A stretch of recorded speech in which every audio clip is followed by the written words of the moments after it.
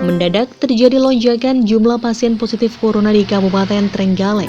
PJS Bupati akui adanya klaster penularan baru. Klaster tersebut diantaranya kasus penularan terhadap santri dari klaster Al-Anwar. Selain itu di Kecamatan Dongko, petugas juga mulai menelusuri dugaan penularan dari klaster kegiatan keagamaan.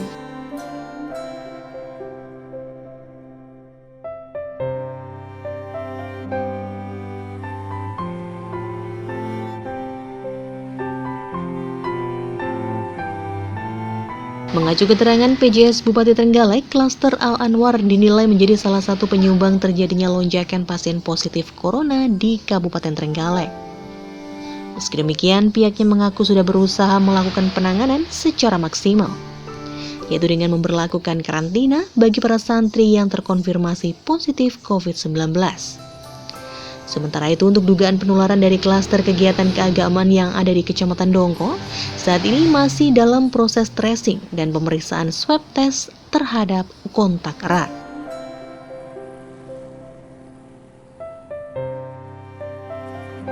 Lebih lanjut, PJS Bupati Trenggalek Beni Sampirwanto mengatakan, sebagai bentuk kehati-hatiannya untuk tracing dari klaster kegiatan keagamaan di Kecamatan Dongko, pihaknya sudah memberikan arahan kepada camat dan kepala desa agar dilakukan karantina di tingkat RT atau RW. Hingga 16 November kemarin, petugas juga sudah melakukan swab terhadap 46 orang dari klaster kegiatan keagamaan tersebut. Namun untuk pengumuman jumlah pasien yang terkonfirmasi positif COVID-19 masih harus menunggu. Memang kemarin itu ada satu klaster ya, yang menjadikan bertambahnya confirm COVID ini cukup banyak, tetapi kita tangani betul sehingga kita harapkan tidak kemana-mana. Jadi kita lakukan isolasi, kita lakukan karantina sehingga tidak akan kemana-mana. Itu yang baru ada Pak ya? Ya. Kalau yang untuk yang Dongko Pak? Ini kan masih dalam proses swab, masih dilakukan swab, hasilnya belum keluar.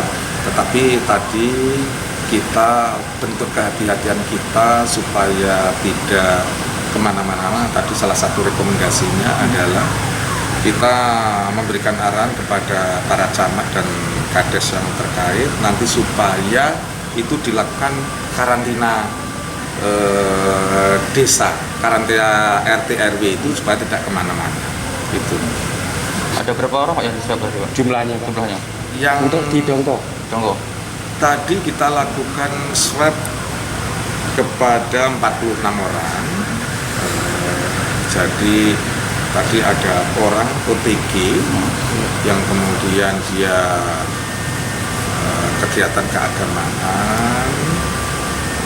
Kemudian karena dia nggak tahu OTG, saya dengar tadi kok ada yang nggak pakai masker begitu, sehingga kita lakukan standar penanganan COVID, sehingga dengan tadi melakukan swab tadi.